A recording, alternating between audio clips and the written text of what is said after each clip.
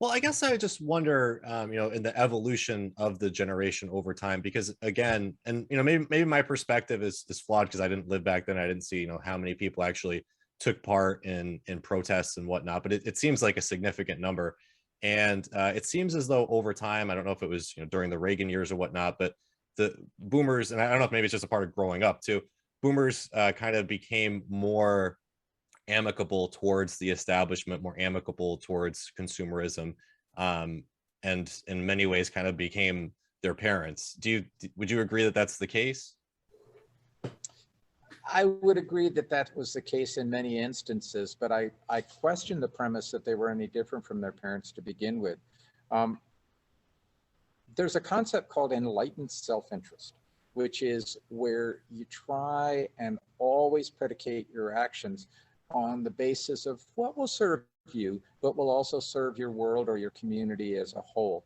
And I don't think that there were as many people who actually bought into that concept nearly so much as they bought into the concept of getting laid.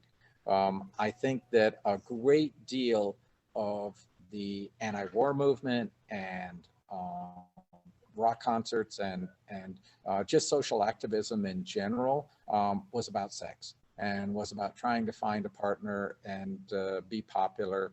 And I don't know how much of it was actual real dedication. And then you ran up against structural constraints too, where there were some changes that were just not going to happen. And when you saw police forces that were not going to allow civil rights for some people, the alternative, which I was on the periphery of, which was people like the Weather Underground and the Symbionese Liberation Army, where you actually had armed uprisings against the United States of America and against the existing power structure. That wasn't palatable to most people. The whole John Lennon thing about you say you want a revolution. Well, let me see your plan. There were no plans. And so robbing banks in order to buy guns and breaking into armories in order to grab M16s, that didn't turn out well.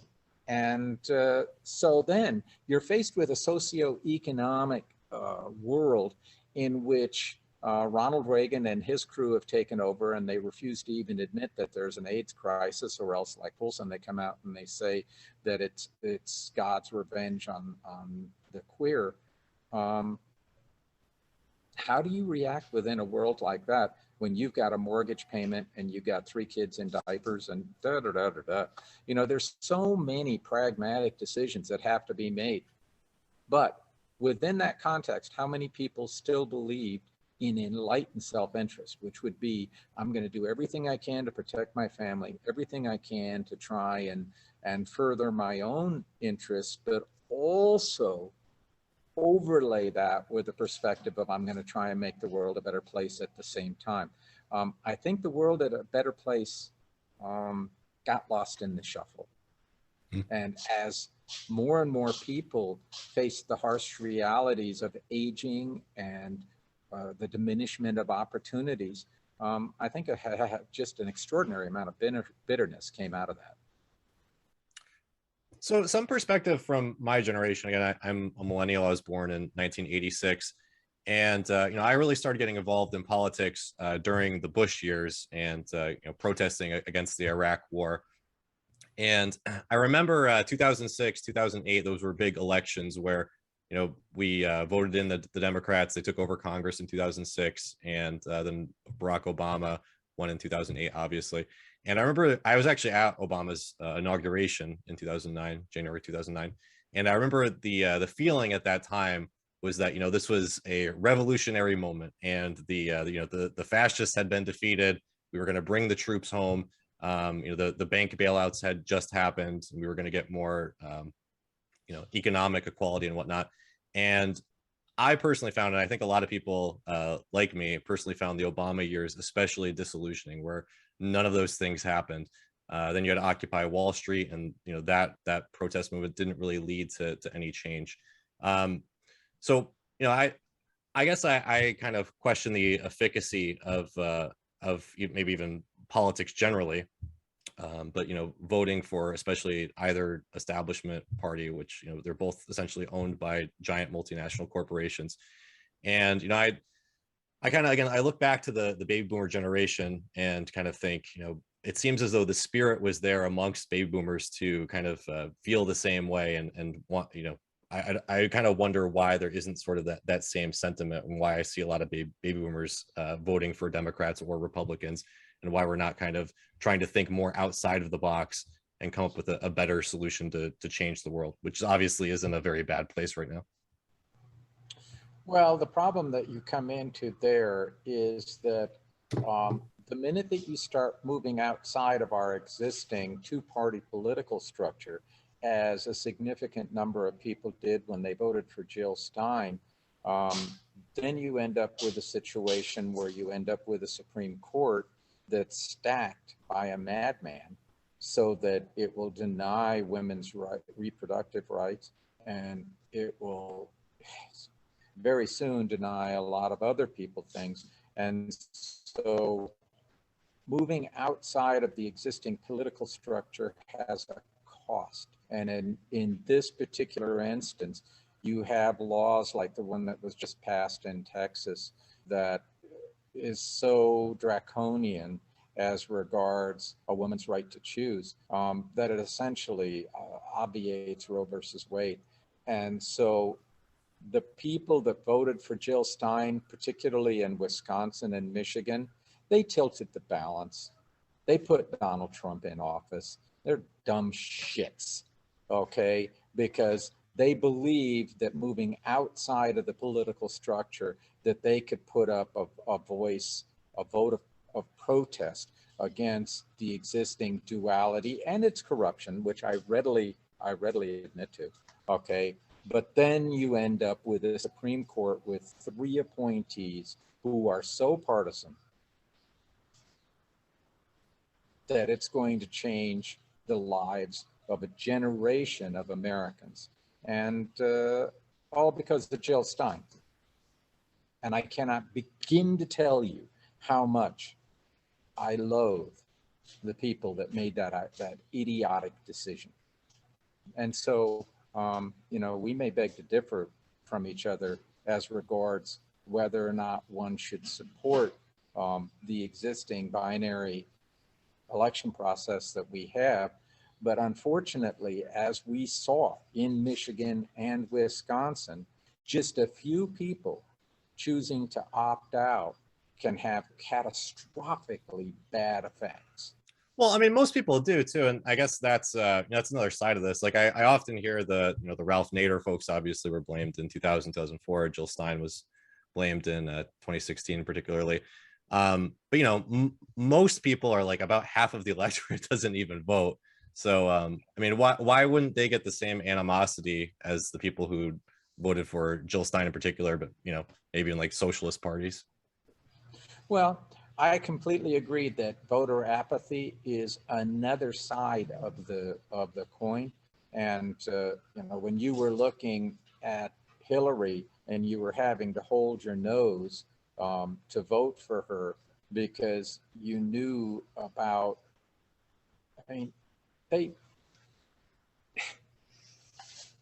I can't even begin to tell you how angry it made me when Bill Clinton pardoned Mark Rich, and then $500,000 shows up in Hillary's Senate campaign shortly thereafter from Mark Rich's associates. Mark Rich ripped off so many widows and orphans that it beggars the mind. Largest security scam in the United States history that someone didn't go to jail for. He went to Switzerland. So the corruption that exists within portions of the Democratic Party is just as venal as what you see in the Republican Party. And I would never stand up for any of those folks. But I do care about civil rights. I do care about human rights. I do care about a woman's right to choose. And I think it's super important that we keep our eye focused on what we're trying to accomplish in the world. Now, did Obama disappoint? Oh, yeah, man. I'm right with you on that one.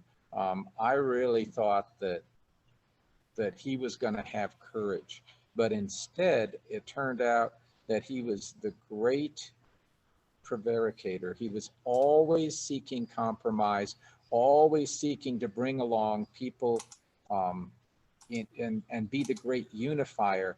You can't unify with people who wish to hurt others. And I think that that's where the current administration, going its own path and using its very slim majority in the House and Senate in order to actually pass legislation that makes a difference. You know, and we were going to talk about homelessness issues. You know, when I saw Trump and his cronies trying to cut SNAP funds, food stamp funds, and trying to cut the programs that provide shelter for the homeless. At the very least, you can say what you will about Joe Biden, but at the very least, he's trying to make sure that there's some sort of safety net for the people in our society who have been the most negatively impacted as a consequence of the way that our economic system functions. You know, one of the things, I mean, this is just a little thing, but one of the things that really drives me crazy is that elderly women in this country are impoverished because they're given no Social Security credit whatsoever for child rearing. And so you have a woman who raises 2, 3, 4, 5 kids, spends most of her lifetime making sure that the next generation is fed and educated and learns their social mores that they need to learn. And when her retirement comes, it's $600 a month. How can you live on $600 a month? And that's what's happening. Single mothers in particular are reaching their retirement years and they're in total poverty. And then you have Trump and his cronies trying to cut their food stamps or require them to work as the Walmart greeter at the age of 79. I mean, really, there's the injustice. And, you know, I see these things and I wanted Obama to do so much more. And he didn't. He didn't have the courage of his convictions. He was constantly trying. He had this fatally flawed belief that you can cut deals with people that are morally bankrupt.